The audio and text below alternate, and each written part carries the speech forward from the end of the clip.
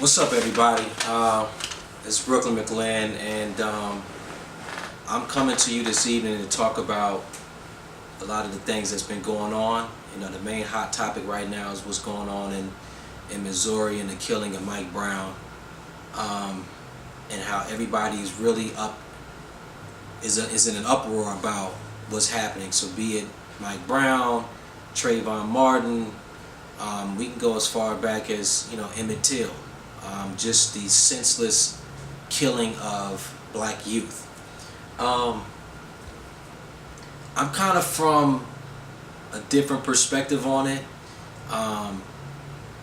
As tragic as it is, as justifiably upset as everybody is, I can't help but wonder, at what point do we start to look at ourselves?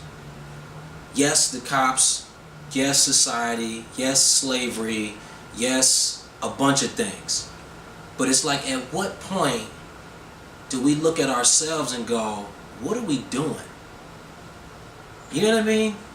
And it's just my perspective, it's my opinion, and it's probably going to get ridiculed, but I'm open to that.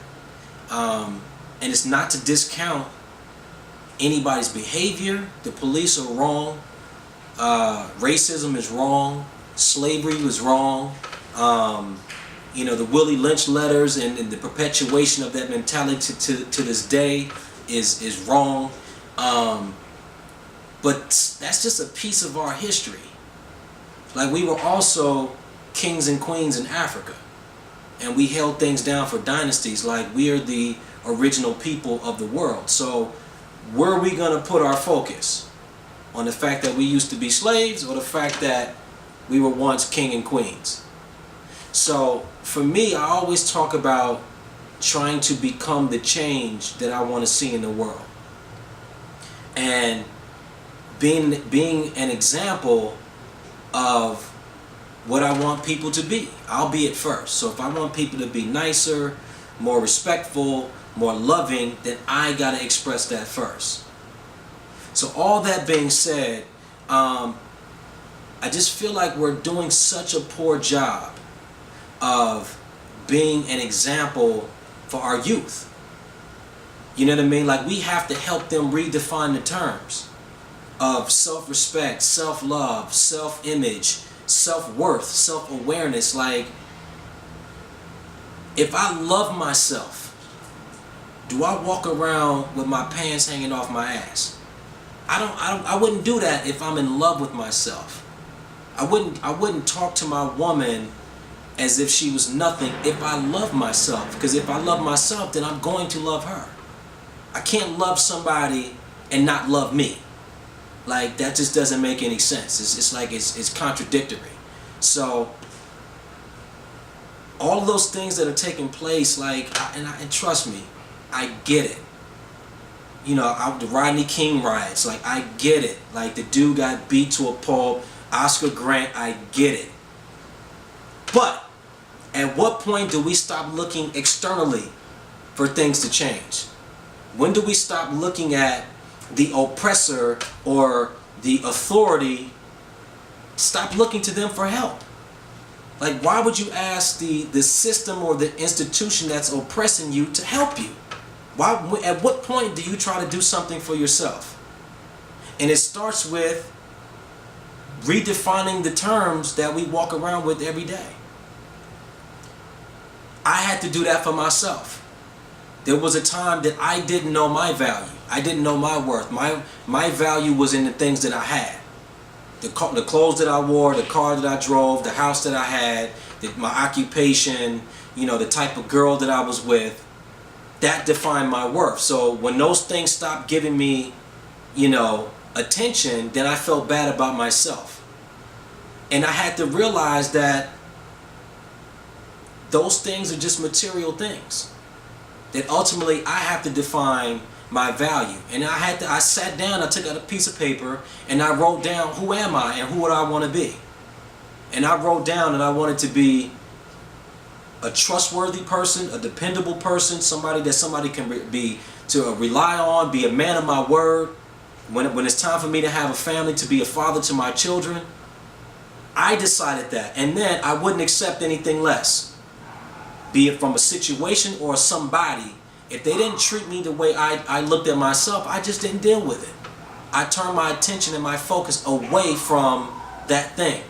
I stopped trying to go into the dark to try to find the light when the light is on in the other room. I just went and put my attention over there. So that's what it comes down for me. And I have some people here, and they're going to ask me a couple of questions about some things, but to me, that's just the gist of it. It's like identifying for yourself who you are, who you want to be. They don't have nothing to do with society. They don't have nothing to do with the images that you see on TV. And I'm not saying they're not an influence. The radio's an influence, the TV's an influence, people are influences, and if you don't control your energy and your vibration, something or someone else will. It's a very dominant world. So I'm a strong believer in, that's the one thing that you can't control is how you feel, no matter what's happening. So I'm not going to allow for anything to affect a decision that I made. If I say I'm going to be happy and joyful, I'm not going to let no circumstance affect that. Because that's what I can control. I can't control the weather. I can't control the politicians. I'm not trying to control the system. I'm not trying to change the system. I know I can change me. And I'm a reflection of what I see in the world. I create my own reality. So as far as police are concerned, when I stopped being aggressive, stopped talking crazy and sideways, I got treated different. They didn't talk to me crazy because I didn't talk to them crazy. When I talked to them crazy, I got talked to crazy. I got pulled out the car, I got arrested and cuffed and put in the back of squad cars. I just understand people. It don't have nothing to do with police officers, it's people. People are going to treat you the way you're treating yourself. If I'm walking around, gold tooth, gold mouth, tattoos on my neck, pants hanging off my ass, people are going to treat me that way. And I'm not saying that you have to conform, that you got to walk around and be on some old, yes sir boss, yes sir Matt, like no. But you can't have self-respect. And any self-respecting man is not going to walk around with their ass out. That's just, I mean, come on. How many thousands of years have we been doing this? To at some point we got to go, enough is enough. And it's not about rioting. It's not about getting people fired and fighting against anything. It's just turning your attention to what you want to see. So if you want to see peace, then just be for peace. You don't have to fight against war against gangs or war against drugs or war against anything. You just have to be for something. Einstein has a quote. He says you can't solve a problem with the same consciousness that created it.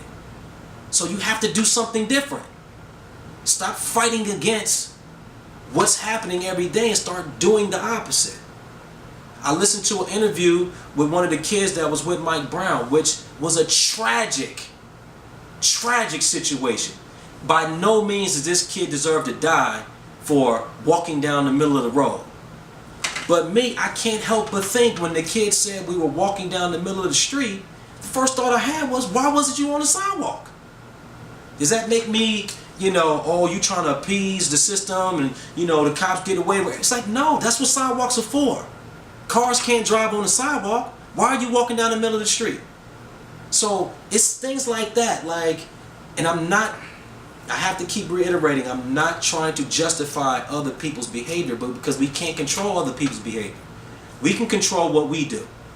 Yes, it'd be great if cops police themselves better, but let's stop looking to them to do that.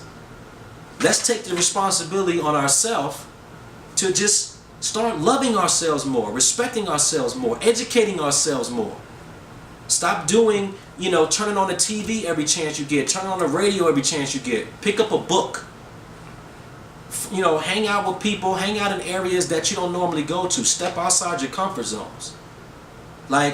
This is a really passionate subject for me because I'm like, it's so easy. The answer is so easy. All you have to do is focus on you.